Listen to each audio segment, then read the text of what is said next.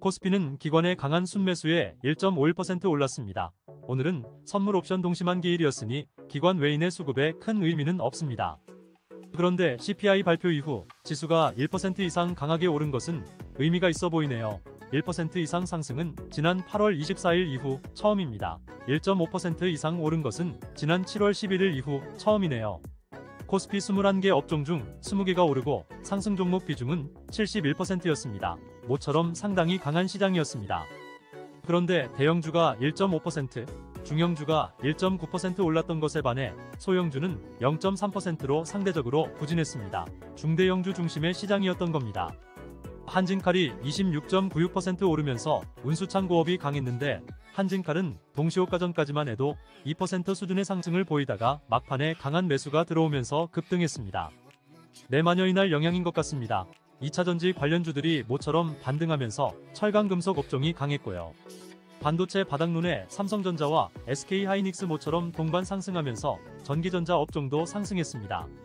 코스닥은 기관 외인의 양매수에 1.9% 올랐습니다. 코스닥 양매수는 지난 8월 30일 이후 처음입니다. 코스닥 상승폭은 지난 8월 24일 2.14% 오른 이후 최대 상승폭이었고요. 코스닥 34개 업종 중 31개가 오르고 상승 종목 비중은 69%였습니다. 지수 상승폭에 비하면 상승 종목 비중이 생각보다 크지는 않았습니다. 반도체 붐은 온다는 말이 들어맞아 반도체가 압도적으로 좋았습니다. 반도체 132개 종목 중 117개가 오르고 상승률은 4.5%에 달했습니다. 반도체 관련주가 좋긴 했는데 메모리 반도체의 바닥 기대감에 HBM 관련주 특히 후공정 업체들이 아닌 전공정 업체들과 소재 업체들이 강세를 보인 하루였습니다. 로봇과 2차전지 장비주들도 강세를 보였고요. 최근에 좋은 흐름을 보였던 게임사들은 부진했네요. 신작 성과에 최근 급등했던 넵튠과 피의 거짓 출시를 앞둔 네오위즈의 급락이 의외였습니다. LK99가 검증위에서 LK99가 초전도체가 아니라는 것이 다시 한번 밝혀졌다고 했는데 서남을 비롯한 초전도체 관련주가 급등했습니다. 반도체 관련주들이 확실히 강세였습니다. 소재, 부품, 장비주들이 모두 상승했네요. 유의미한 하락 테마는 없었습니다.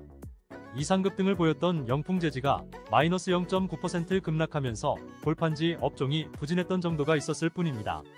CPI 발표일 지수 상승 후 시간차를 두고 충격을 준 적도 있기에 일단은 내일까지 시장 상황을 잘 볼 필요가 있습니다. 코스피는 91선을 맞닥뜨렸는데 강한 저항이 될 수 있는 라인이라 거래대금이 터지면서 추가 반등이 나오는지가 중요합니다. 반부문과 함께 지수가 상승한다면 베스트 시나리오인데 내일도 반도체 분위기가 이어질지를 봐야겠습니다. 코스닥은 다행히 91선을 지지하고 반등이 나왔습니다. 강한 반등장에서 2차전지, 반도체, 로봇, 자동차가 다 좋았는데 과연 내일은 누가 주인공이 될지 상당히 중요합니다. 시장 색깔이 바뀌었을 가능성이 높아 보이는데 그렇다면 반도체에 힘이 실릴 것이고 그렇지 않다면 반도체가 조정이 나오겠죠. 미리 확신을 갖기보다는 상황을 보면서 대응해 나가면 될 것 같습니다. 다음에도 좋은 내용으로 찾아뵙겠습니다. 더 자세한 내용은 네이버 프리미엄 콘텐츠 오르비스 투자자문을 검색해주세요.